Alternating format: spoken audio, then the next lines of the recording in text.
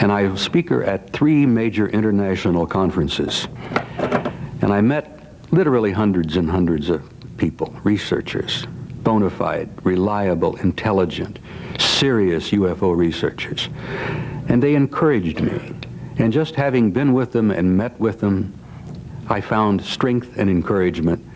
And that, coupled with the fact that I had done a little more research in my own personal investigations and found out how much our own government is involved with what is known as psychotronic research. I got so damn mad that, being angry about the fact that they've been lying to us for over 40 years about the UFOs, having found out what some of the things are going on in psychotronic research, I got so angry I said, to hell with it, I'm going to come back and fight this all the way through. I'm going to stick with it. I'm going to open my mouth. I'm going to blab and bring as much attention to this issue as I possibly can. So, thank you. So with the help from Cecilia and a lot of good friends like Wendell Stevens, I'm going to be busy as hell for the next 2 years. Now, a little bit of background on how I came into this area. Most of my adult life, I was a professional soldier. Almost all of those years were in the infantry. I was in special operations. I worked with the special forces guys. I worked with the intelligence agencies, the CIA, the ASA.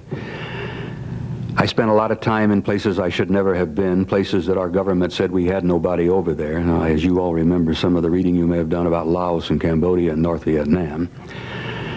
But I always thought of myself as a rather hard-nosed professional soldier. No nonsense.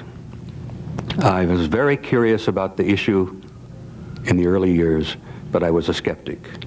I thought, well, I have to learn a little more about it before I become what you might call a believer. In 1963, I was fortunate enough to be assigned to a place called Supreme Headquarters Allied Powers Europe, at that time located in Paris, France, an acronym of SHAPE. When I went to SHAPE in '63, I went with a cosmic top secret clearance. Cosmic top secret at the time was the highest level of clearance access in the NATO forces in SHAPE at all. And I understand it still is. It's the highest possible in NATO. And I was assigned to SHAPE headquarters in Roquencourt, right outside of Paris. When my first assignment was in Operations Division, a place we called SHOC, Supreme Headquarters Operations Center. And I became aware in 1963 of a study that had been initiated in 1961, a NATO SHAPE military study that Air Marshal Sir Thomas Pike, who was the Deputy Supreme Allied Commander in Europe under my boss, General Lyman Lemnitzer, had initiated a study in 1961 to determine just what in the hell was going on with the UFO matter. In the 50s and the early 60s, case after case after case involving large circular metallic objects flying in formations, obviously under intelligent control, flying over Central Europe, coming out of the Soviet zone, over the Warsaw Pact, coming over Germany, over France, turning north over the Channel, disappearing off of our radar over the Norwegian Sea. And in a number of cases, at least 3 cases that I know of personally, we and the Soviets almost went to war with each other over these objects. As many of the speakers have said here earlier about other comments, the Soviets thought they belonged to us, and we thought they belonged to the Soviets. And in one case in particular, in February of 1961, we literally almost started shooting at each other. Well, Air Marshal Pike was so frustrated about the fact that he was unable to get any information about these objects from either London or Washington at that time, because everything that London and Washington would send to SHAPE headquarters went directly to the KGB in Moscow. We found out about this because there was an enormous French spy ring existing in Paris at that time. And if any of you have ever read Leon Uris's excellent book called Topaz, or maybe you have seen the movie called Topaz, It was about that series of events that were taking place. The Cuban Missile Crisis, the tension that was developing with the Cubans and the Russians over that time, the fact that there was this enormous French spy ring involving several of their top ministers and many of their top generals. And everything that Washington or London would give us went directly to KGB, and in many cases they got it before we did. So that's why Pike was unable to get any information at all from either major headquarters or capital on the UFO matter. The UFOs were all over Europe at that time. Well, they were before, and they still are even today. This is a worldwide phenomenon, and it's going on continually. But the military were becoming quite interested and concerned in the 60s about this, particularly when we and the Soviets almost started fighting over it. So the Air Marshal established a study in '61 that lasted for 3 years. I learned about it when I was assigned there, and I saw it when it was published in 1964. It was a military study called an assessment. It has since been called the assessment, and its subtitle was an evaluation of a possible military threat to Allied forces in Europe. This was probably the most in-depth study, the most complete study that I have ever seen. Some of the top minds in Europe at some of the top universities, some of the top military people all over the Western Alliance worked on this study to try to determine what the UFO issue was all about. Is there a threat involved? If there is, what are we going to do about it? What possibly could we do about it? And once this thing was published, and it was published only in 15 copies, cosmic top secret, and because I was working in the shock, I had a chance to read it.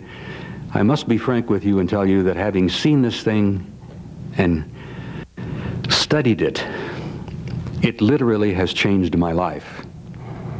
The curious skeptic stopped being skeptical because it dawned on me for the first time in my life that this was serious business and this was real, and it literally turned my life around. My name, as I said, was Paul Hellyer. I'm a former Minister of National Defense for Canada. I served in 3 governments during a total of 23 and a half years as a Member of Parliament. And I said, UFOs are as real as the airplanes flying overhead.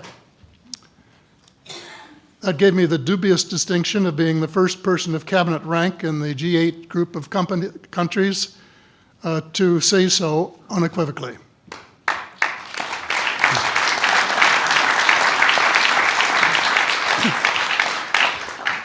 Since then, I've learned a lot from many sources, including a number of the fantastic witnesses that we have heard these last 4 days. They were so outstanding, I was just really blown away with them, the amount of information that was available.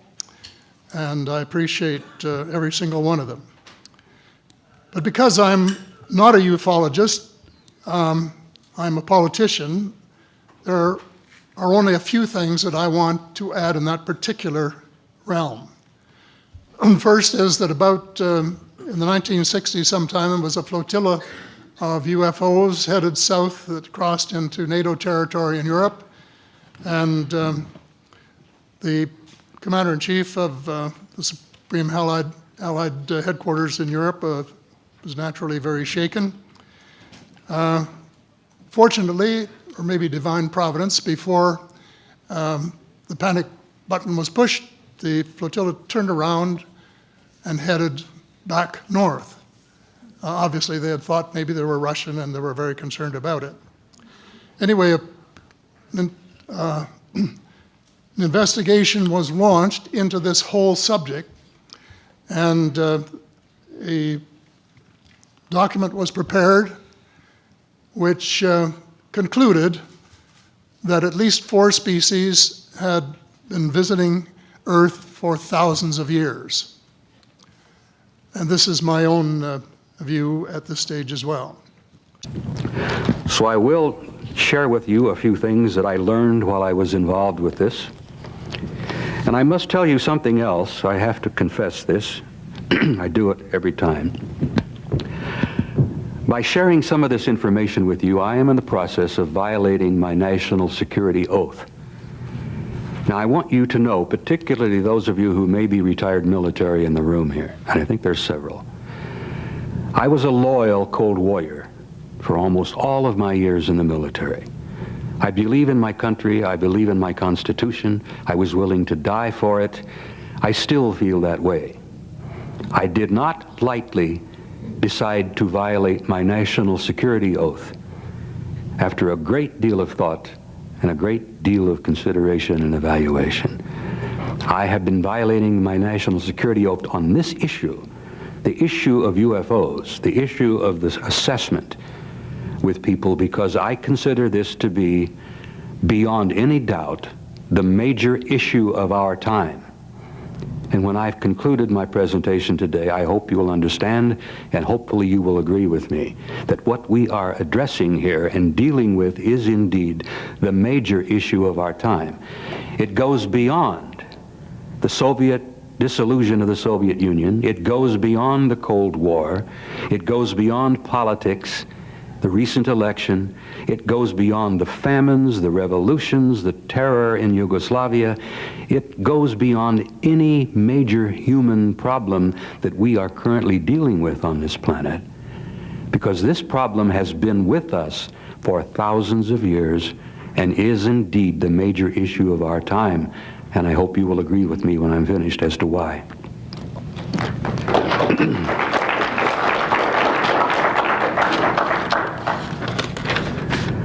The assessment was about 1.5 inches, maybe 1.75 inches thick.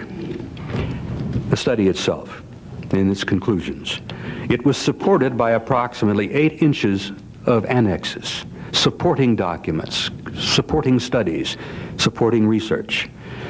There were annexes on radar and electromagnetic effects. There was an annex on optical and light analysis. A beautiful annex on photographic and holographic analysis. There was historical research and evidence.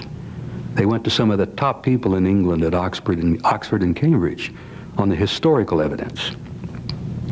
There was metallurgical and technical analysis. There were atmospheric physics studies, biological analysis, and autopsies. The three issues that I thought of at the time of being the most important were the psychological studies and the impact upon the human race, sociological effects and implications, and probably what I have considered to be the most important annex and study of all in terms of its effect upon the world population is the theological implications and impact. As I told you, when I got a chance to see this thing, it's a wonder that I didn't get arrested, and it's a wonder they didn't pull my clearance, because every time I was in duty in shock, I'd pull it out of the vault and read it. Now, if any of you have been involved in military assignments and research, you know that we have created for ourselves over the years a literal nightmare of security, security operations, classifications, cover-up, secrets. We've made an absolute jungle out of it. The Cold War was the original reason we did this, and we established procedures that the American people today, if they knew the whole story of what the security apparatus in the United States military and in the United States government were doing to them and to their so-called constitutional guarantees, they'd be rioting in the streets. The Defense Intelligence Agency and every one of the, I think maybe at least 24 major security organizations in our government concluded that beyond the shadow of a doubt, this secret must be kept not only from the American people, but from the world population at large. And as a result of that decision, they have created a worldwide conspiracy among governments to keep the lid on this secret. Now, let me share with you what some of the 4 major conclusions of the assessment were in 1964. and consider those bits of information with what you've already learned in your own research and studies and what's been brought out in films and UFO conferences over the last 10, 15 years. In 1964, they had determined, at least this is in the NATO study, and I know for a fact that this is the conclusions that had been reached by our own military as early as 1949. Number one, the planet Earth is and has been the subject of an extensive, massive, a very thorough and detailed study by several extraterrestrial civilizations. Now that's an attention getter in itself.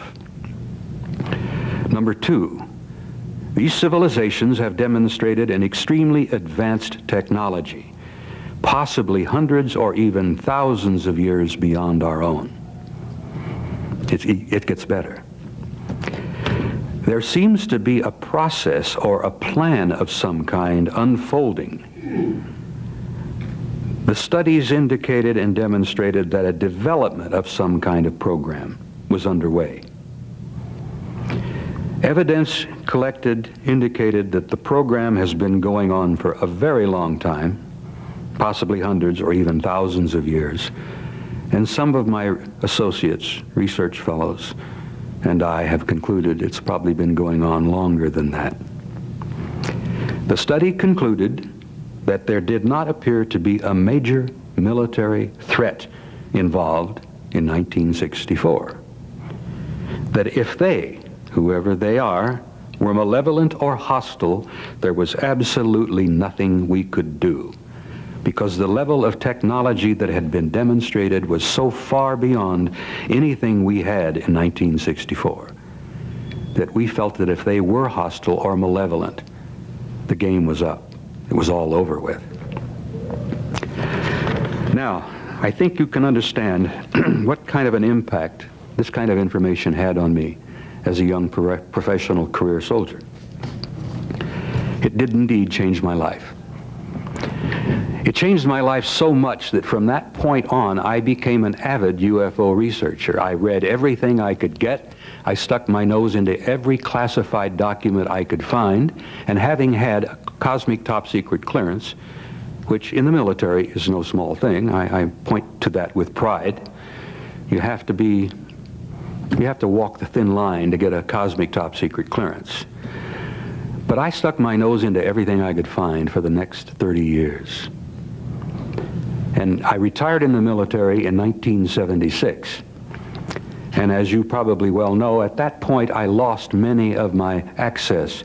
I lost my clearance, I lost my connections, I lost access to a lot of my friends, but I have established over the years, like many professionals, what we call the old boy network. I still have a lot of old cronies and friends who still serve in positions of importance and sensitivity in the government. I have friends that are working at Langley. I have friends that are lurking. That's a good slip there, yeah. They are lurking and working at Fort Meade, where the super secret ASA,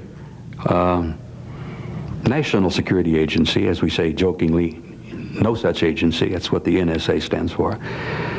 And I still keep in touch with many of these people, and I still learn information from time to time. And this last year, Cecilia and I went to visit Michael in Dusseldorf, Michael Hesseman, and we took a few days off and drove over to Belgium, and then we went down to SHAPE headquarters, to the new SHAPE headquarters, which I helped establish in 1967.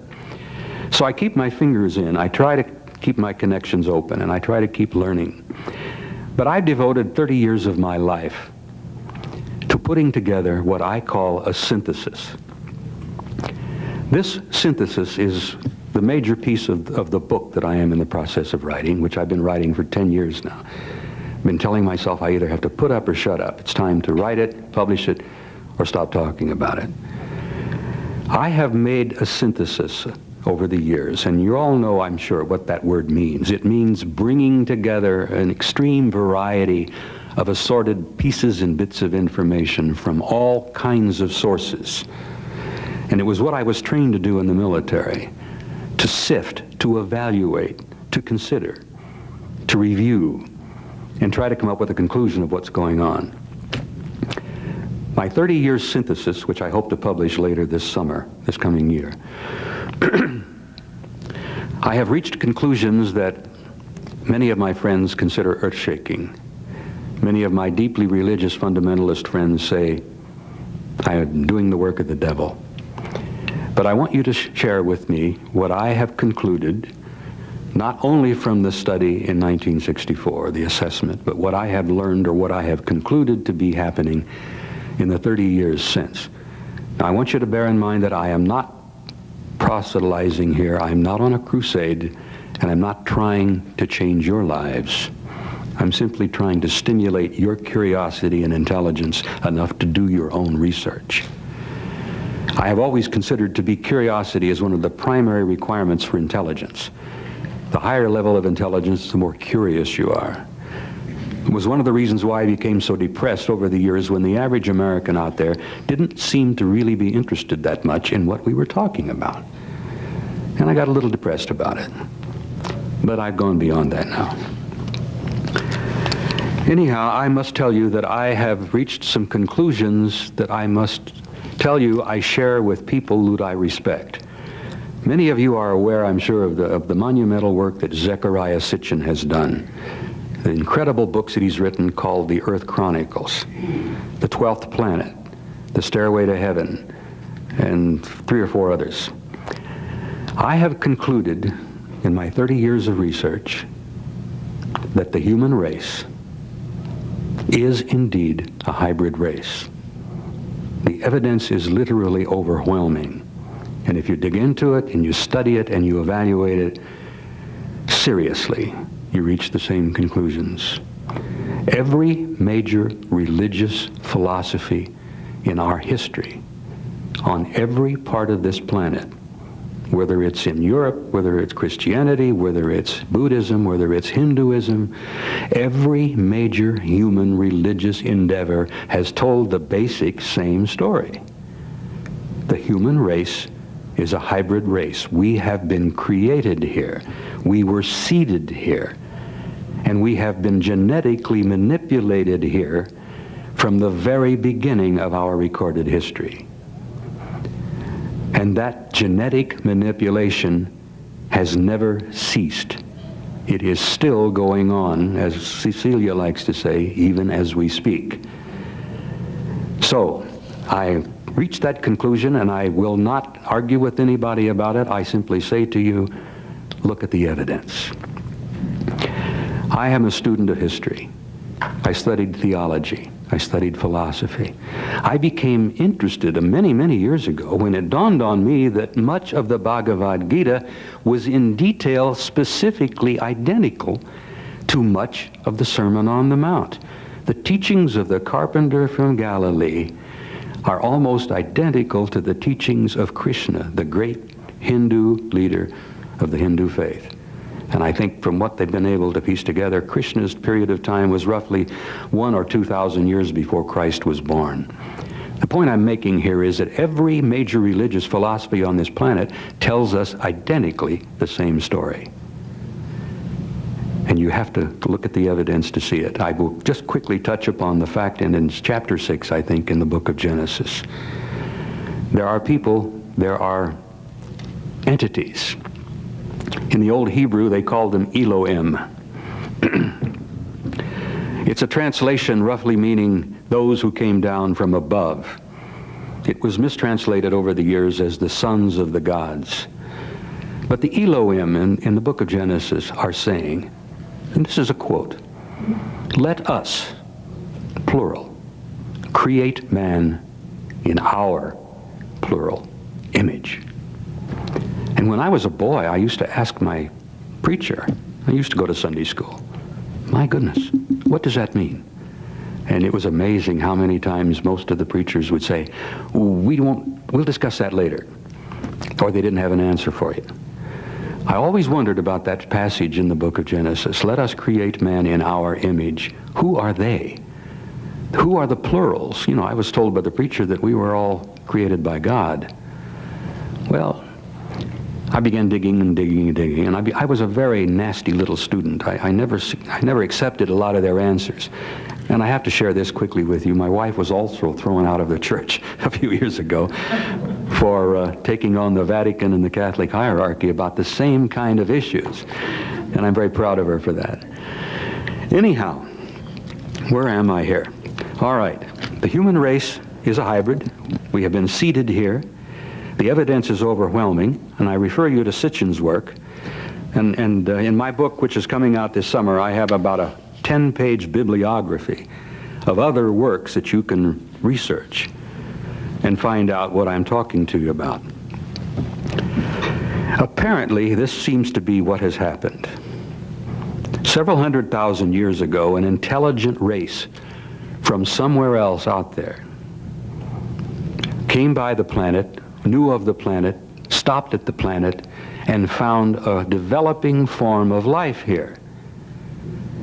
Now, there are theories that the original seeding itself was done by an intelligent race from other places. But some of the theories have stated that this advanced intelligence was on an excursion, a trip, and they stopped off here and found a developing form of life and decided to manipulate that developing form of life into a higher form. And they've been involved in that off and on, but continually, for at least 100,000 years. When I studied anthropology some years ago, I always wondered why poor old Neanderthal suddenly disappeared in terms of time, a few centuries. And this new form, completely new form, which we call Cro-Magnon, appeared. What happened to poor old Neanderthal? Who is Cro-Magnon? Well, look around the room. You'll see Cro-Magnon here right today. But in terms of geology, in terms of anthropology, in terms of evolutionary theory, none of that seemed to make a lot of sense. You don't have evolution working that fast. Then there were other little curious things taking place. Why, about 5,000 BC in Sumer, did all kinds of things happen at once? A literal eruption of civilization taking place in the Euphrates and Tigris and Euphrates valleys. I mean, civilization blossomed and bloomed almost overnight. The people were taught, or they learned, agriculture, irrigation.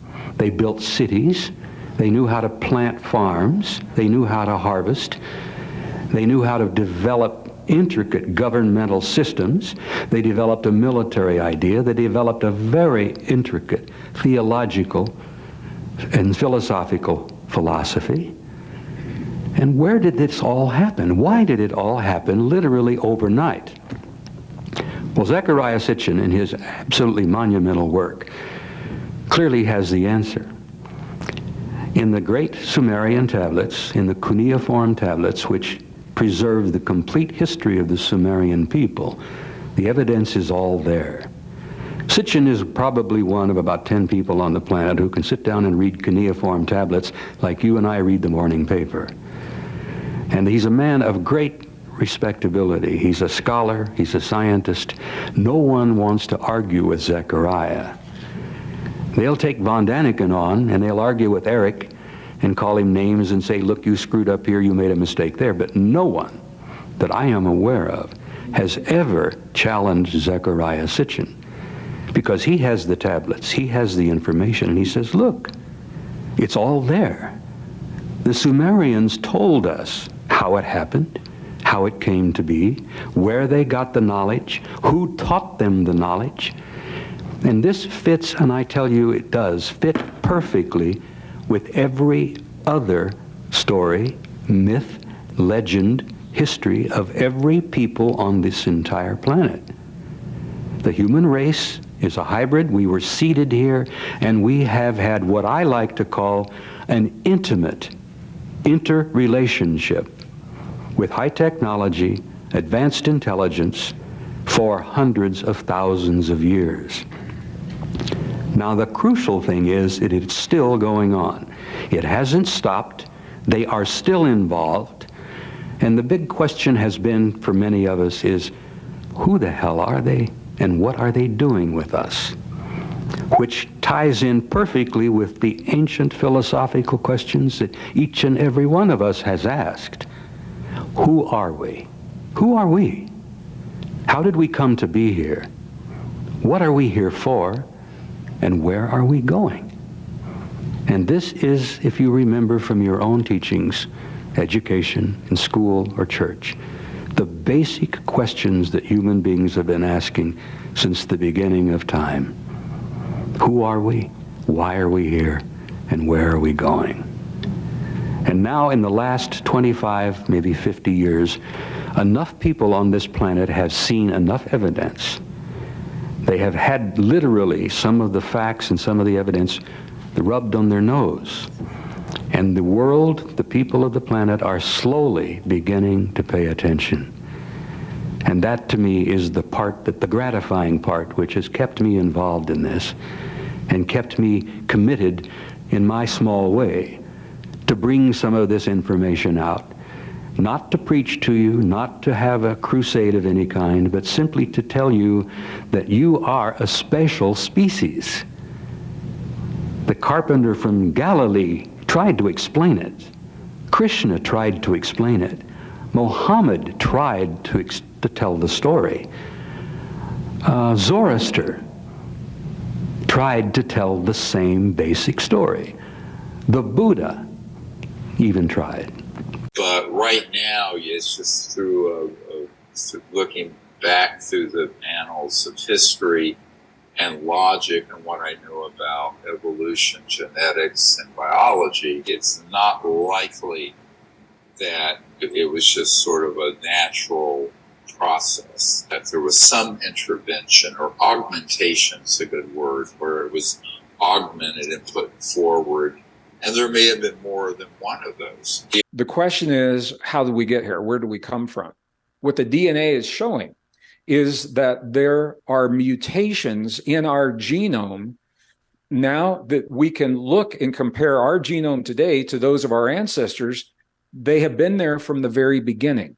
So there are mutations in our genome that showed up 200,000 years ago that give us the extraordinary capabilities that no other form of life has. So for example, I think that for me, one of the smoking guns is human chromosome number 2. It's the product of the fusion of 2 pre-existing chromosomes, but it didn't stop there. Because after the fusion occurred, there were genes that were added, there were genes that were silenced, there were genes that were deleted to stabilize that fusion. And it is that fusion that gave us a brain 50% larger than our nearest primate. It gave us it accounts for about 80% of the neocortex that we have today. And here's why that's important. Very, very simply, it is what gives us our uniquely human abilities of sympathy, empathy, compassion, the ability to self-regulate on demand when we choose to self-regulate our own biology, to create a strong immune system when we choose, to awaken longevity enzymes when we choose, and to keep those longevity enzymes going, to create resilience to change. I mean, who doesn't want that? The world's changing faster than we know how to document it. It gives us access to super cognition, super memory, super learning, and so much more, all from chromosome 2. And that's not the only one. If that was the only one, you could say maybe it's a fluke. Chromosome number 7 is a mystery. And there is a gene called FOXP2, which is very controversial, but I mentioned before we went on camera, when I'm not doing what I'm doing now, I was a musician long before I was ever an author or a scientist. And it's probably one of the most stable things in my life and probably one of the saving graces in my life.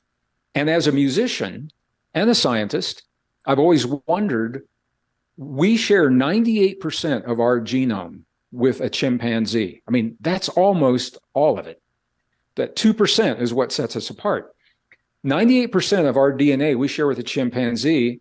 As a musician, I know I'm never going to hear a chimpanzee sing Led Zeppelin's Stairway to Heaven. And I don't think anybody else will either. And the question is why? And the answer, this is a mind blower, is there are a series of genes in chromosome number 7 that have been stable in all primates all the forms of primate life, for 175 million years, they didn't budge. All of a sudden, there was this little shift, this little twist in DNA. It was the rearrangement of two DNA letters in the genome. We're all familiar with CTAG, the letters that make up the genome, that connected our tongue and our jaw and a part of our brain that links those things together, that gives us the ability for complex speech and the ability to sing. And you say, well, okay, well, that's interesting. Maybe that's just a fluke. Well, both of these things happened. They didn't happen slowly, gradually over a long period of time, as Darwin's theory of evolution would lead us to believe. They happened very quickly. They happened exactly 200,000 years ago when we showed up on the planet. Here's the kicker. We haven't changed. The genome is the same today as it was when we showed up. It violates a fundamental law of evolution that says nature never overendows. It says that we never have more than we need until we need it. And what this says, Michael, is that and I'm happy to be the first maybe to share this with your audience. Audience, we are overendowed. We're all overendowed as humans because we showed up with capabilities light years beyond what was needed just to survive 200,000 years ago. And we're only beginning to access many of those capabilities today. So that's a long answer to a short question. I wanted to lay this out. Who or what is responsible for this? As a scientist, what I have to say is that we're the product of some kind of an intelligent intervention. And I think that's a fair word, intervention. Now, there are all kinds of theories and stories and interpretations. The truth is that no one knows for certain. We see archaeological representations of what may have happened. We have cultural representations, oral traditions from the indigenous people that I go to. Those aren't facts. So they support a story. Certainly, they support a narrative that we are part of something much greater than we've been led to believe conventionally. I mean, you and I and our audience, I think we all know that. You have a very sophisticated audience, Michael, and that's why I'm really excited to be with you, because I know we can get to the core of this conversation. So I have to say, as a scientist, that it appears we're the product of some kind of intervention. Up until 2012, that intervention was a mystery. In the year 2012, a new technology was announced to the world that I know everybody's heard of now. It's called CRISPR gene editing. And it was the first time that we realized a technology that would allow us efficiently to do in a genome what we see evidence of that happened in ours. And the question is, who had CRISPR technology 200,000 years ago? And look where we are today, what the amazing things we can do today. It's only been since 2012. What would it mean to a civilization that has had this for hundreds of thousands of years? And that opens the door to the rest of the conversation. FOXP2 protein is coded from a gene that has the same name, FOXP2, and is present in both humans and chimpanzees. And this fact tells us that there is something more than the gene itself that's involved here. There's something in the way the gene expresses itself that gives us the ability to consistently create the sounds of language and communication. Scientists knew from earlier research that humans and chimpanzees both possess this FOXP2 gene. They also knew that the human version of the gene changed or mutated at some point in the past, and that change happened really fast. It didn't happen slowly and gradually, as the theory of evolution would suggest. The mutation happened, quote, rapidly around the same time that language emerged in humans, end of quote. Well, this is a pivotal discovery because for the first time, the specific mutation in FOXP2 was scientifically linked to our capacity to create language. Additional studies took this research even further and determined when this particular change happened.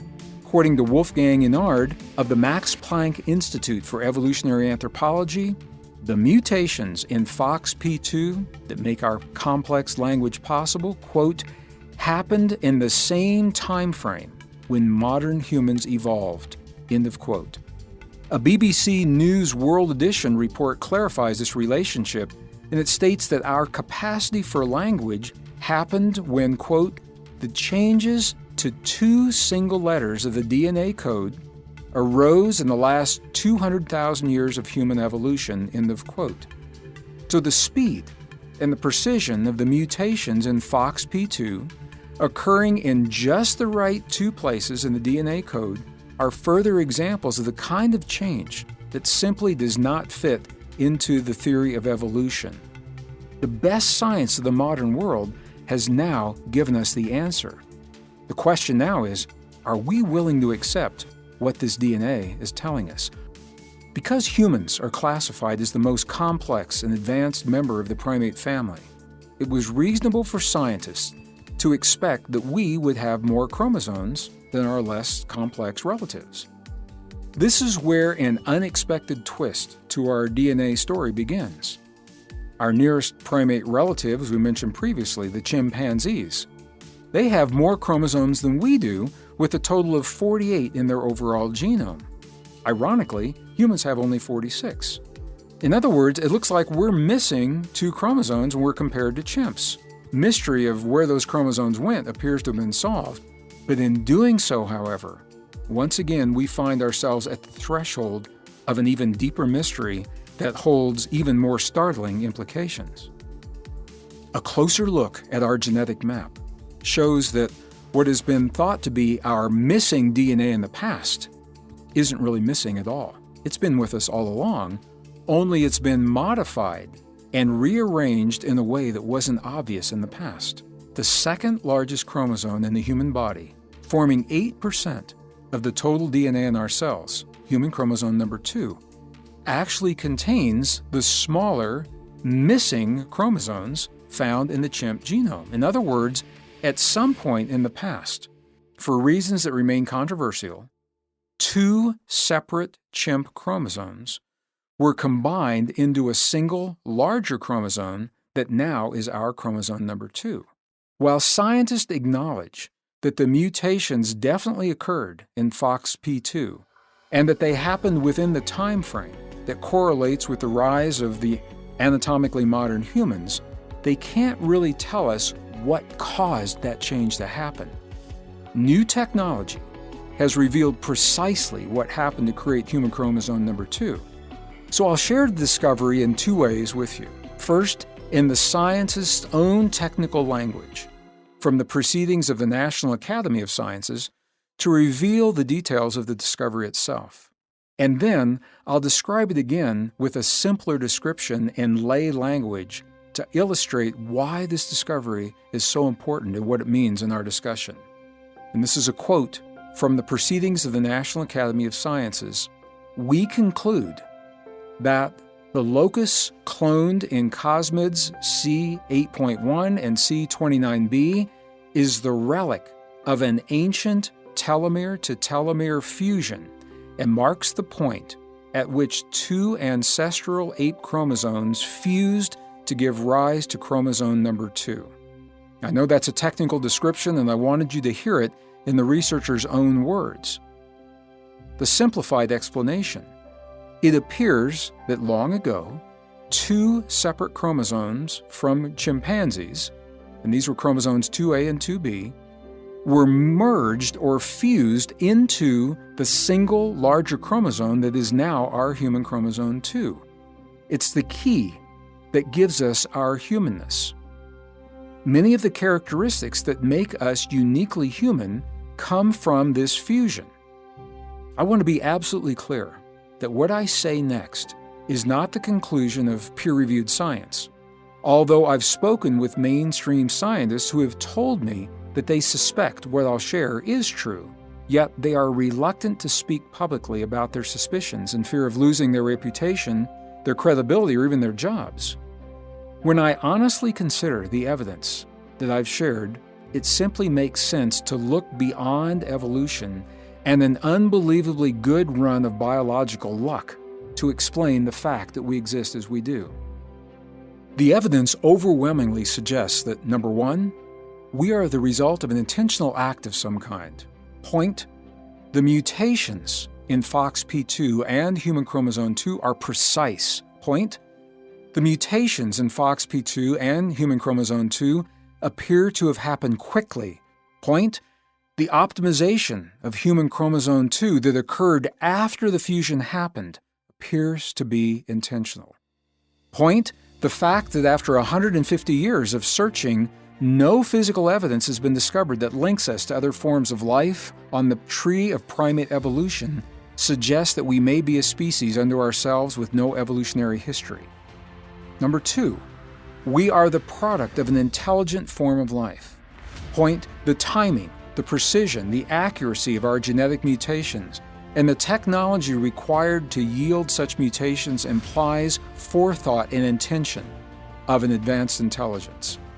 Point, the intelligence that carried out the genetic modifications, giving us our humanness, had the advanced technology to do so 200,000 years ago in a way that we are only learning to do today. For example, DNA fusion and gene splicing.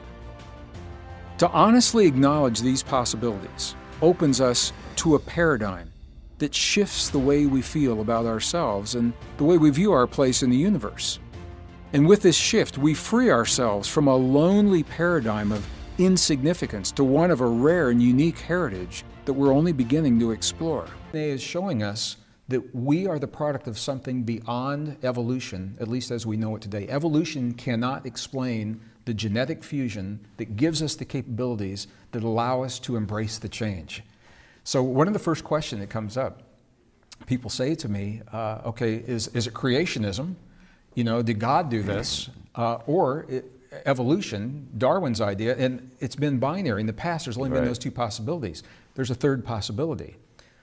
There is a mutation that happened 200,000 years ago, and what this is being called now is a directed mutation. Right, okay. So some force triggered this mutation. Whether it was conscious and intelligent or not, we don't know. However, every indigenous tradition I've been with, they all have their story, and every one of them tells us we're not even from this world. That says we are connected. Our family, we are a cosmic family who happen to be here locally now.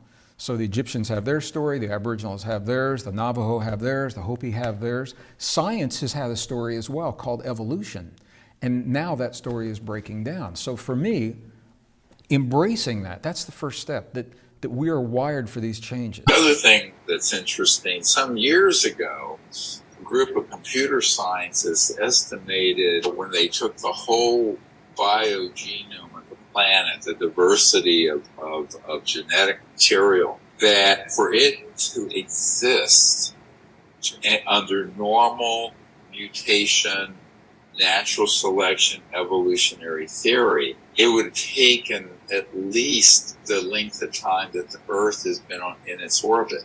In other words, life didn't exist on the Earth until 700 million years ago, but they estimate all the genetic material to get where it is now through the normal mutation, natural selection process would have taken over 4.5 billion years, which the Earth was just being formed as a molten rock in our solar system 4.5 billion years ago.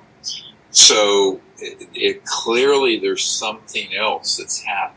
And I think that's why the Earth, looking back long time ago, has always been sort of a place for the evolution of higher intelligence species and life and biodiversity. I think the Earth is actually much cherished by these civilizations out in space. And, the full details of the ancient history of not only humanity, but before humanity. Remember, there are accounts of very advanced civilizations on this planet that predate Homo sapiens, which I'm quite sure is true. So I think the Earth, she holds many mysteries, and I think there have been ET involvement and trans-dimensional involvement that goes back maybe 500 million years or so.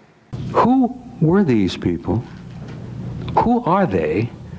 What in the world is happening that an advanced intelligence, an advanced spiritual, civilized society out there somewhere has an intimate involvement or interest in us? Why? Well, they created us. They caused us to be.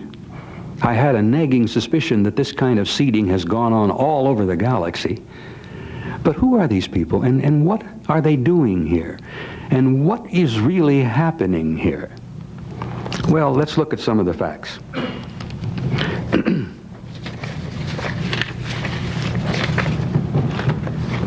I got so much material here, I have to apologize with you. I could go on for about 4 or 5 hours, and I've done that a time or two. I think I talked for 3.5 in Dallas. When I left the service in 1976, the United States government knew for a fact that there were 4 separate, highly developed, high-technology extraterrestrial civilizations intimately involved with us. 4. Now, that was in 1976. That was a modest evaluation, we have learned. We have learned over the years that there is probably 50 or more, and some estimates have carried it up to 100. And I've heard Wendell discuss, he said, my God, some of the facts and the stuff I've heard, we may be being visited by thousands of people out there. Different groups from different places. That the universe is literally teeming with intelligent life. And that we are not, at the moment, a part of it. Here we are on a little third-rate planet circling around a second-rate sun on the edge of our own galaxy. And you know how many years we've been thinking to ourselves that we are God's prime creation. We're it. There's nothing else. You know, just a few short years ago, we thought that the universe, the solar system, all of it circled around the planet Earth. They even burned a couple of good men. Bruno was put to the stake because he insisted that the Earth went around the sun. And I understand just recently that the Vatican has just now reprieved him, or what did they call it? They have exonerated him. They've looked at the trial and said, well, gee, we screwed that one up. Poor old Bruno was right, and we're sorry. Well, I'm sure Bruno appreciates that now. What, 400 years, is it? 300 at least. Galileo recanted just to save his life, but Galileo knew the truth. He was recently rehabilitated by the church. Was he really? Yes. Wonderful. I'm delighted. I'm sure Galileo appreciates that. Anyhow, I throw this out just as a little bit of humor here to show you how slowly it's been, how many years it's taken us to work our way out of some of these primitive views. And I have something to share with you here to show you that not all of us have reached that level yet. A shocking thing happened to me just recently. Anyhow, in 1976, we knew of 4. Friends of mine in Langley have told me that we know of at least a dozen, perhaps 20. The estimates that I learned in Europe from people who've been deeply involved and bona fide researchers say it's well over 100 that are here, that are coming and going. Now, some of them are not coming and going. Some of them are here and have been here and are staying here. In 1976, we knew, and this is one of the things that really upset the generals, we knew that one of those groups looked exactly like we do. I mean exactly. They could put on a coat and a tie, a dress, a suit, sit next to you in a restaurant, sit next to you in an airplane, and you would never know. You would never know. And if you don't think that bothered the professional military people who are primarily paranoid, because we're trained to be. And I tell you from my own experience, we were trained to be paranoid. It was the nature of our business, and I think Graham will agree with me here. I know Wendell will, that the military point of view is a paranoid point of view. The idea that there was an intelligent, high technology, high civilization from somewhere else here in our midst drove them up the wall. To consider that somebody could be walking up and down the corridors of SHAPE headquarters who was not literally human, or could be walking up and down the corridors of the Pentagon, or, God forbid, in the White House, or 10 Downing Street. Oh my God, this nightmare went on and on and on. They looked exactly like we do. And some of the government contacts that have taken place where we have spoken with them has purposely proven that. I mean, beyond a doubt.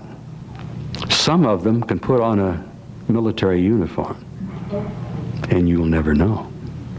That drove the generals crazy. It affected a 4-star Air Force general that I knew in 1964 so badly that he ended up putting in for retirement not too long after that. The air deputy was named Robert Lee. He worked for General Lemnitzer. He was the U.S. Air Force Air Deputy in 1964. He'd been an old friend of Curtis LeMay's. They chewed cigars. They went to school together. LeMay, as you remember, was the commanding general of the Strategic Air Command. Well, Bob Lee was a fine soldier, a fine military airman, highly decorated, highly respected. And when he read this assessment, his aide told me that the old man sat down, threw his hat across the room and said, "Good God, do you know what this means? Just think for a moment. Everything we've got, our missiles, our satellites, our rockets, our planes, the hydrogen bomb, everything we have that we point with pride means nothing." And it was a shock to the old man. It really affected him badly. He wasn't ready for it. And he literally did put in for retirement not long after that. The psychological effect on him was horrendous. But now consider for a moment that we've got intelligences. We have high technology, advanced intelligences coming and going, some of them staying here, in our midst, being intimately involved with an interrelationship with us for not only hundreds but thousands of years. My God, can you consider the implications? How do you, as an elected government, go out on TV someday and tell the people that this is what we have concluded? When I got out in 1989, we had cataloged 57 different species. You have individuals that look very much like you and myself that could walk among us and you wouldn't even notice the difference, except for some of the things that they might be able to go ahead, even in a dark room, and touch an object and go ahead and identify what color that object might be. They would have a heightened sense of smell, sight, hearing. The situation is that you have various types of what we normally call grays. We didn't call them grays in the military, but you had at least 3 types of the grays. You had some that were much taller than we were. The unique thing that I'd like to point out for the most part is that the entities that we did catalog were in fact humanoid. Now this created a situation where the scientific community was trying to figure out why that would be the case, because you would expect that if life evolved on other planets, that they would take on some type of other being, so to speak, not necessarily look humanoid or be bipedal such as we are. But apparently we got quite a few of the species out there that are humanoid in appearance. And Знаете абсолютно все. Ну вот, например, прилетали на Землю инопланетяне. Вот те самые зеленые человечки. Значит, рассказываю вам первый и последний раз. Вместе с передачей чемодана с ядерными кодами президенту страны приносят специальную папку. На ней написано «Совершенно секретно». И она целиком и полностью посвящена пришельцам, которые посетили нашу планету. Одновременно предоставляется доклад от абсолютно закрытой спецслужбы, которая занимается контролем пришельцев на территории нашей страны. Значит, 2 эти папки передаются вместе с ядерным чемоданом. После прекращения полномочий, соответственно, эти папки передаются новому президенту. Более подробную информацию на эту тему вы можете получить, посмотрев известный хроникально-документальный фильм «Люди в черном». Вышло несколько версий. Сколько их среди нас? Сколько их среди нас, рассказывать не буду, потому что это может вызвать панику. If in that video you were listening when he said the well-documented documentary Men in Black, and everybody laughed, they were probably laughing and they were making fun of him in a lot of the articles I read because they thought he was talking about the movies Men in Black that we all watched. But in reality, he was talking about a documentary called Men in Black. But it only verifies his standing even more because there really is a documentary, it's Russian, called Men in Black. Now, for many years, I was impatient as hell about my government's refusal to address the issue and share it with us. The reason I got angry about it is that you guys are the ones who are paying the bills. You're paying for the programs. You're paying for this enormous project over here at Groom Lake, just a few miles away. If you knew how much you were paying for that, you'd have a fit. If you knew what they were doing with your money. They're spending $50 billion of your tax money every year under black projects. Programs where they do not have to go to Congress to explain where that money is going. $50 billion a year. It jumped from 35 to 40 to 45, and now it's 50. My God, look at the national debt. How much longer are we going to be able to put up with that? Anyhow, forgive me for rambling a bit. I jump around from one subject to another here, but I hope to be able to maintain some kind of a point here and some kind of a purpose of what I'm trying to say to you. Question came up yesterday. A lady in the back asked about what's been happening over Los Angeles lately. With a rumbling sound, the seismometers have been going off. People are looking up. They're thinking they're in an earthquake. Well, that is a program that you've paid for, called Aurora. It's a high-tech aircraft that's not very practical. It guzzles fuel like you wouldn't believe. It makes noise. My God, it makes so much noise, it has to fly at 80,000 feet to keep from popping people's eardrums. Oh, it does indeed go 8,000 to 10,000 miles an hour. And yes, indeed, it can go into orbit and come back down again. But is it worth that kind of money when we've got what they call at Groom Lake unfunded opportunities flying over there that are circular, metallic, that don't make any noise, that raise up off the ground silently with a small humming sound and dart away at 5, 10, 15,000 miles an hour? Ladies and gentlemen, you not only have been taken to the cleaners, you've made a couple of round trips. Now, just a few short years ago, NASA, who is another big government agency that lies through its teeth to us, this lying has become almost institutionalized, and I tell you that from the inside. I was a part of it for a long time. I was trained to be a liar. I was trained to not divulge truths. And it's gotten so bad in Washington that there are some people in the Pentagon who I'm afraid don't even know how to tell the truth. There are easier ways, they say.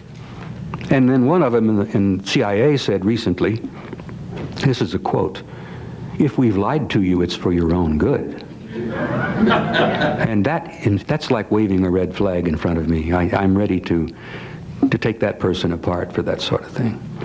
Anyhow, I'm talking about briefly what's going on over here at Groom Lake. We have extraterrestrial technology over there that we have received from two separate sources. Some of the hardware was retrieved as a result of several crashes that have taken place. I mean, we know about the crash at Roswell. Don't doubt for a moment that happened. That's all true. That took place. There was a crash at Kingman. There was a crash at Aztec. There have been crashes all over the United States. There were crashes right outside of LA. There was a crash in Washington State some years ago. A couple of crashes in Mexico that we retrieved the hardware. Not only did we retrieve the hardware, but we retrieved bodies. Some dead, some alive. Some of the alive bodies we kept alive for quite a while. Rumor has it that at least one of them is still alive. Well, that's one story. The other story is there are 25 or 30 of those little guys over there at Groom Lake at about 20 levels down at S4 that are working with us, that gave us hardware. And we are not only putting bits and pieces together, but we are flying the aircraft and we are flying prototypes. When NBC went over there here just a few months back, I don't remember the exact date, they were doing a little follow-up story on the Aurora because people were wondering what the hell was shaking LA every Thursday at 7 in the morning. And they sent a team over there. Well, they didn't get any pictures of the Aurora because the Aurora doesn't fly out of Groom Lake. It flies out of another base about 100 miles northwest of Groom Lake, beyond Tonopah. But what they did while they were over there is they got some incredible pictures, and the NBC reporter with this camera set up there says, my God, what we seem to be seeing here is something that apparently is violating all of the known laws of physics, like a UFO. And there that little Gomer is on the film, circular. The blow-up showed it to be somewhat metallic. And there it is, coming up and hovering, darting around, going back down, darting off at a very high rate of speed, coming back, doing all kinds of things that traditional aircraft can't do. So over there at your $50 billion skunk works, we have hardware that's flying. Apparently we do have a relationship with one alien group over there. Rumors that I have heard from reliable people that I trust indicate that we now have a relationship with at least 3 different groups. Not only the one that looks like us, but the big-nosed guys and the little grays. And this thing gets curiouser and curiouser, as Alice in Wonderland said. What is our government up to? What kind of involvement do they really have with alien intelligence? And why is it important that we pay attention and try to get a handle on what's going on here? I named 5 different species here. I'm aware of more now. As a matter of fact, I saw a document just a few days ago that mentioned 20. And I think you, Mr. Chairman, were interested in some of the places they might come from. And I have in here Zeta Reticuli, R-E-T-I-C-U-L-I, Reticuli, the Pleiades, Orion, Andromeda, and the Altair star systems. So I don't think we can any more refer to them as they, because they're not an amorphous mass. They are different species and consequently may have different agendas. I don't think we can say that they all have the same agenda any more than we could say that the United States, China, and Russia had the same agenda. Our real interests may be very similar, but as of now, our perceived interests are still quite far apart. One more observation before I begin what I want to say, and that is that we spent quite a bit of time talking about the 66-year-old cadavers. And I was glad to have Linda this morning finally say that there are live ETs on Earth at this present time, and at least 2 of them probably working with the United States government. The other species that I learned about not too long ago was called the tall whites. And this is when Paula Harris broke the story just a few years ago. And through her good offices, I had the chance to talk for about 3 hours with former Airman Charles Hall and listen to this absolutely fascinating story of how he was working with, first of all, he was scared out of his skin, but after that, when he got to know them, how he was working with, and finally they became to trust each other and have a good working relationship with the tall whites at the gunnery range at Indian Springs in Nevada. And these tall whites were living on United States Air Force property and working in cooperation with the United States Air Force and sharing technology with them. And this is the one that I want you to focus on. He's the co-founder of the Israel Space Agency. He was instrumental in launching Israeli satellites, and he was one of the co-founders of the Space Agency for Israel. And they did that in association with Technion, which is one of the leading technological institutes in the world. So this is not a,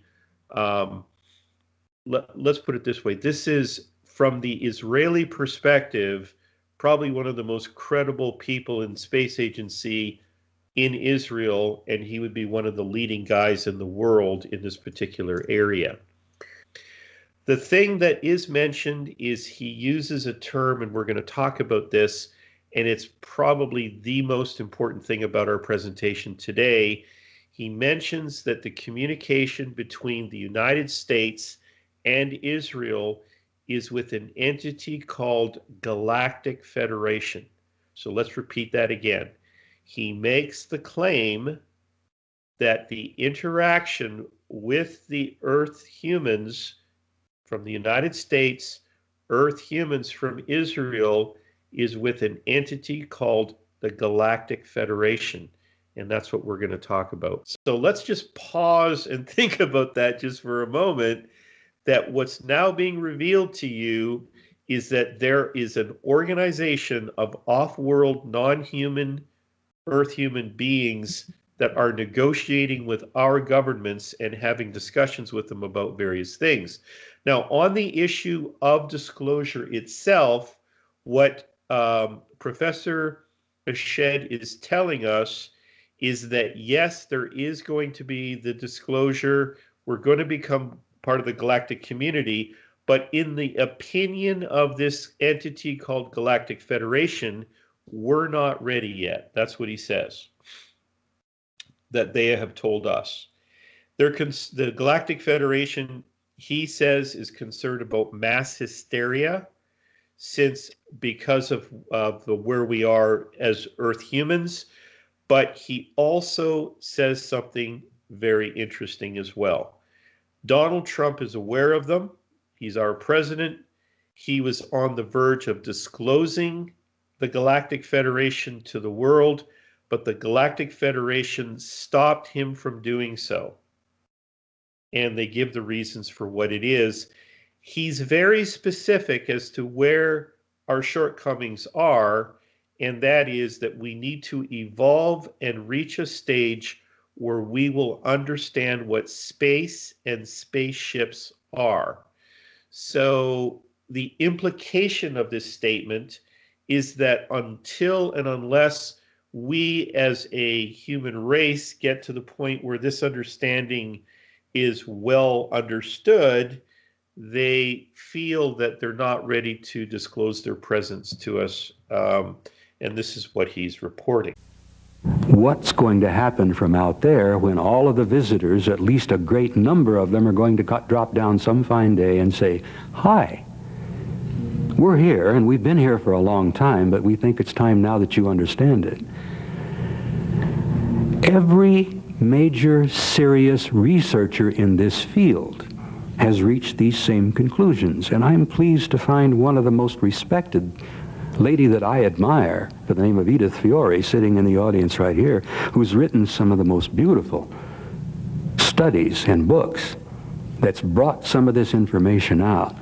And I strongly recommend that you pay attention to anything that she might share with you during this conference. But we are dealing with the major issue of our time. Every major myth and legend that we have been taught over the years is more than likely true. The stories we've been told by organized structures and religions and governments and politicians are primarily myths and legends. You are more important than you realize. You are an everlasting, immortal life form with intelligence, with a curiosity, with not only the right to know, but a need to know some of the information that I've shared with you. Now, some of the things that are going to be happening to us very soon are going to be horrendous. Before I go on any further, I have one tiny piece of information to share with you. In 1979, Victor Marchetti, who was the former executive assistant to the deputy director of the CIA, said, "We have indeed been contacted." This is in '79. "By extraterrestrial beings, and the U.S. government, in collusion with other national powers of the earth, is determined to keep this information from the general public." Now, this is Victor Marchetti. The purpose of the international conspiracy is to maintain a workable stability among the nations of the world, and for them in turn to retain institutional control over their respective populations. Do you see why they're scared to death? Thus, for these governments to admit that there are beings from outer space with mentalities and technological capabilities obviously far superior to ours could, once fully perceived by the average person, erode the foundations of the Earth's traditional power structure. Political and legal systems, religions, economic and social institutions could all soon become meaningless in the eyes of the public. The national oligarchical establishments, even civilization as we know it, could collapse into anarchy. Such extreme conclusions are not necessarily valid, but they probably accurately reflect the fears of the ruling classes of most major nations, whose leaders, particularly those in the intelligence business, have always advocated excessive government secrecy as being necessary to preserve national security. Now, a lot of you may know of Marchetti's statement. I like to quote it because I think it ties in perfectly with everything else we've been talking about. The reason they have kept the lid on it for so long was not just the Cold War. The reason they've kept the lid on it is because once they realized themselves the full implications of what was happening, not one group, not four groups, not even a dozen separate groups, but we got hundreds of advanced intelligences here, intimately involved with us, having an intimate interrelationship with the entire human population of this planet. How do your governments tell you that? How do they say, first of all, we've been lying to you for 40 years. Secondly, what's going to happen you can't deal with. I understand their problem, but I don't have that much sympathy for them, because they've created their own nightmare, and if they had shared some of this information with us openly and fairly, slowly and gently over the years, most of us would be more than ready to deal with it and take our places with them in dealing with this realization and this reality. I'm old-fashioned, people. I believe in my Constitution, and I believe that the American people are sovereign. That's what the hell this was all about 200 years ago. We are supposed to be sovereign. We run the government. We make the decisions. We select our leaders. They are answerable to us. Well, they've forgotten that. Most of the people in the intelligence business were never elected. No one decided to give them these jobs. Most of them were appointed. Most of them have been there for years and years and years. And Bob Gates is still trying to hold on, although I don't think he's going to make it at the CIA. I think January is going to see some changes there. But what I have said in bits and pieces in rambling over the last hour, covering an enormous amount of information, and I apologize to you for the fragmentary way that I allowed you to have it and shared it with you. You have got to take the responsibility yourselves to inform yourselves, to become knowledgeable about what's happening, because when the events that I'm telling you about start to happen more and more and more, you better be ready for it. Some years ago, a good man, a dear man, who was the chairman of the Department of Atmospheric Physics at the University of Arizona, a gentleman by the name of Jim McDonald, who's no longer with us, one of the most brilliant researchers in UFO research that I've ever known. He said simply and bluntly, if you're not concerned and you're not interested in this subject, you're simply uninformed. Now, I commend you here today for coming, because you've obviously got an interest, you've shown some curiosity, and I suspect most of you are pretty well informed. But go out there and share with other people. Look at the skeptics you run into. People who cannot for a moment grasp what we're talking about here. We're dealing with a new world that's going to be taking place very soon here, that's going to change our lives and our planet beyond anything we've ever dreamed. Now, I would like to conclude with two things. I would like to share my personal view with you and tell you that a door is indeed being opened for the human race.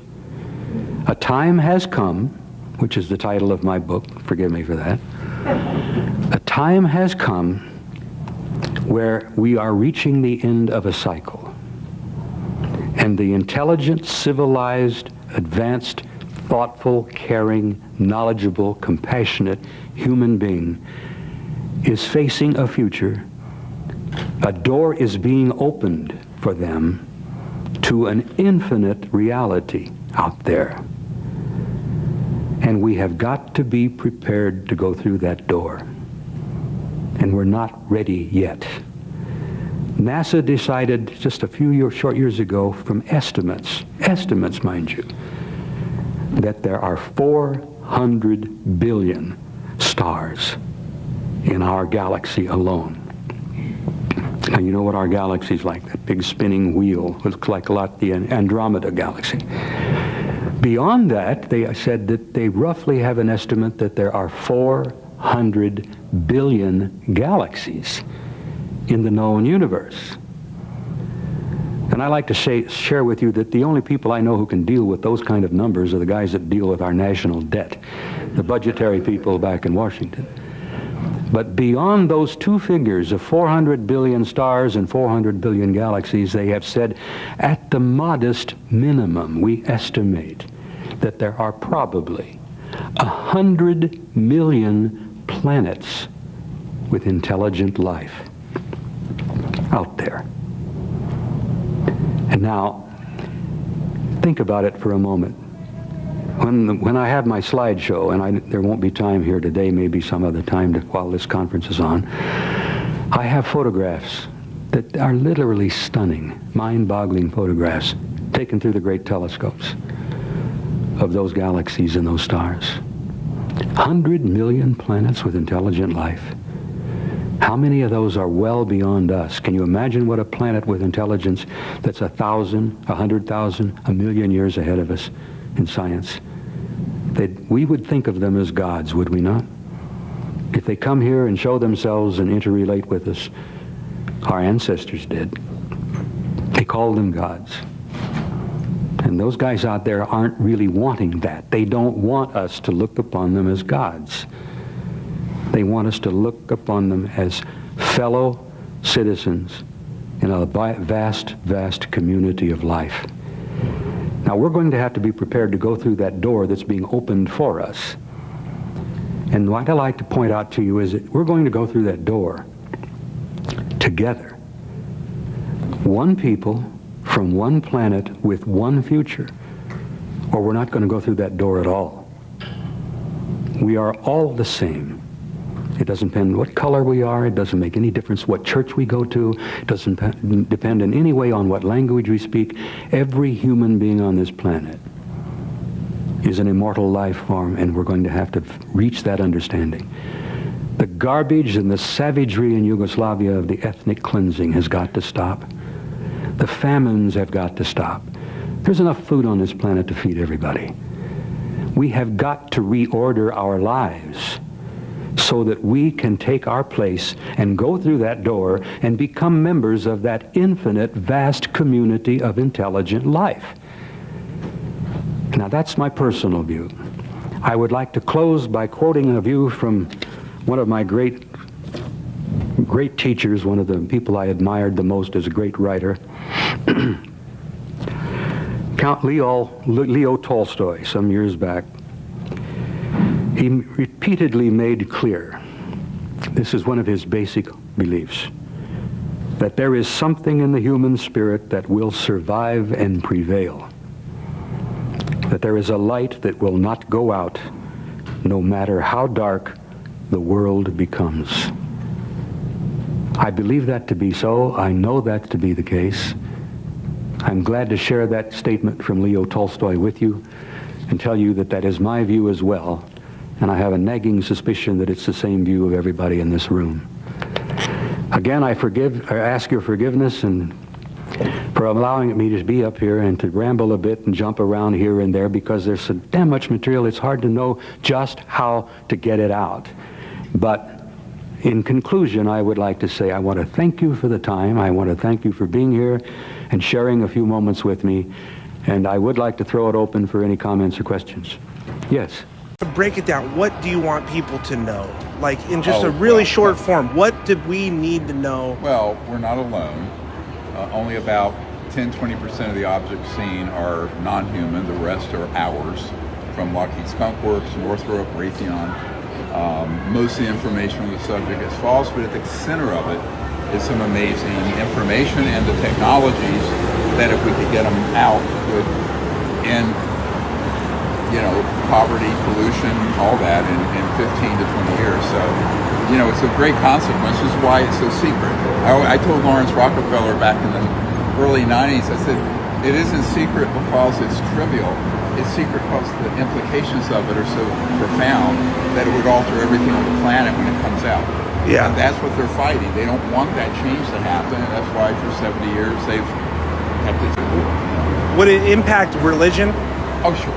Yeah, and that's another whole center of power and secrecy, is that it would upend, I've been at the Vatican and other places. I think it would upend people who believe the Earth is 6,000 years old and we rode dinosaurs back, then and stuff. But I think for most reasonable spiritual and religious people, I don't think they have a problem. Gotcha.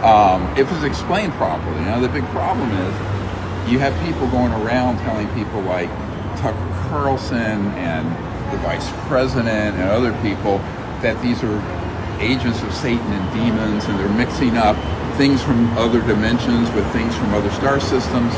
It's all this confused messaging that is done very deliberately. So are they among us? And are they in positions in the government? No. They're not? No. All the mythologies are wrong. Really? So what is I call them all the UFO mythologies. It's like literally over 90% of everything out there. Wow. I had one of my whistleblowers actually picking me up. It was a former Marine guy.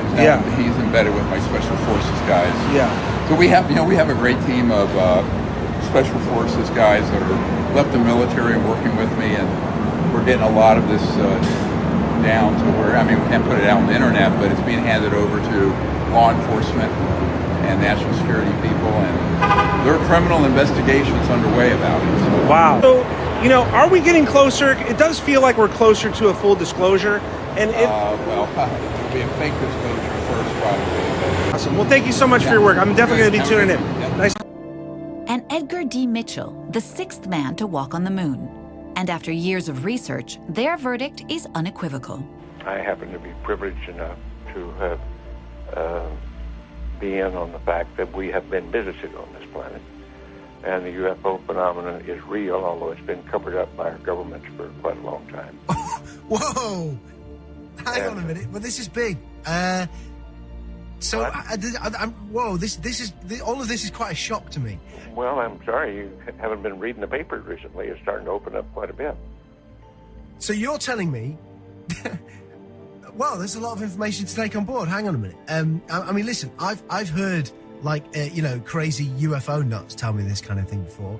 I've never had Dr. Ed Mitchell, the sixth man to walk on the moon, a respected scientist in his own right, announced to me that we've been visited by aliens from other planets, and that they definitely are out there. There's no debating it. Well, that's the first time you've ever talked to me, or I've told you about it before.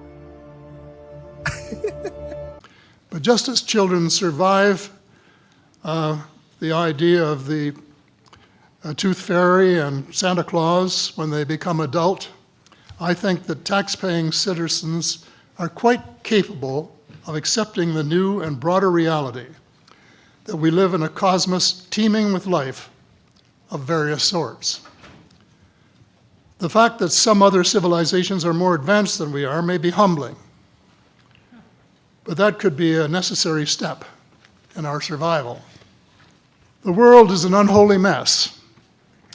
We have it best until the end of this decade. In my book, I said we have 10 years to stop global warming if we don't want it to be beyond the point of no return. 2 years has gone past since it was written, so I say we have until the end of the decade to arrest global warming. Yet our leaders don't even talk about it very much except in a superficial way. They appear to be more interested in starting wars to control more oil and, in effect, prolong the gravity of the threat.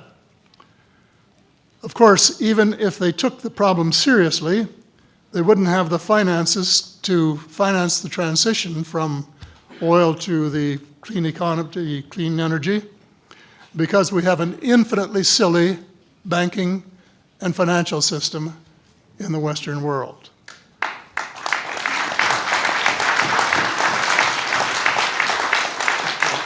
And the United States Congress, I regret to say, is partly responsible, and I'd be glad to elaborate on that later if you're interested.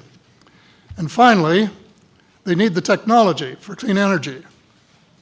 And it exists, and it's being kept secret by the same vested interests who control our destiny.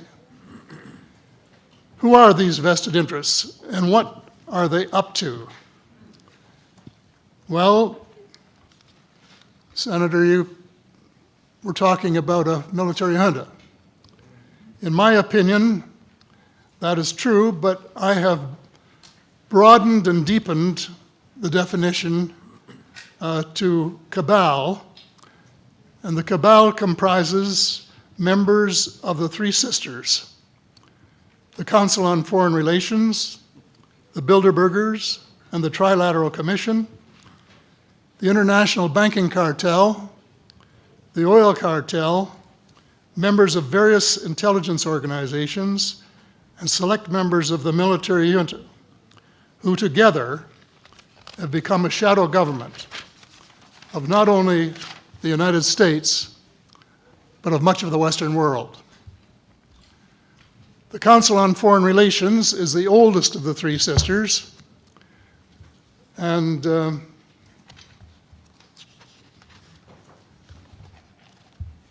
as early as October 1940, years before Germany surrendered to the Allied armies and to vaporize Hitler's vision of empire, the Council's Economic and Financial Group drafted a memorandum outlining a comprehensive policy, quote, to set forth the political, military, territorial, and economic requirements of the United States in its political potential leadership of the non-German world, including the United Kingdom itself, as well as the Western Hemisphere and the Far East. The Council made no effort to disguise the fact that the purpose of the Grand Area and later world hegemony was to support an expanding U.S. economy, to provide it with raw materials and markets for its products. This was labeled the national interest, quote unquote. It was equally clear that the national interest was the interest of the ruling elite, whose members comprised the Council. The real interests of the majority of rank-and-file Americans was never a factor in the equation.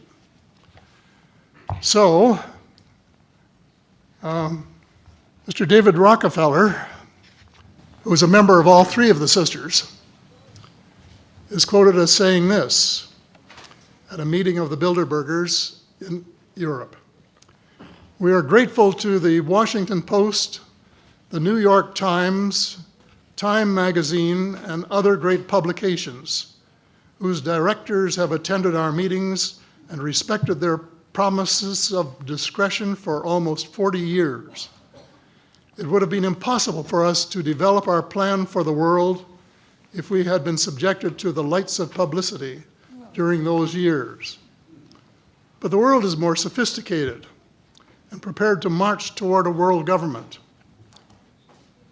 The supranational sovereignty of an intellectual elite and world bankers is surely preferable to the national autodetermination practiced in past centuries. He, of course, pretended he didn't say that, but the witness this is reported by Daniel Estulin, a thoroughly reliable reporter who has written the true story of the Bilderberger Group. And if you want to really get inside of what's been going on there for this long time, that's a good place to go. So anyway, you hear what Mr. Rockefeller said, and so there you have it. The aim of the game is a world government comprising members of the cabal who are elected by no one and accountable to no one. And according to Mr. Rockefeller, the plan is well advanced. Does this help you to understand why our civil rights are being taken away from us? I say us, because Canada too is included in the grand plan.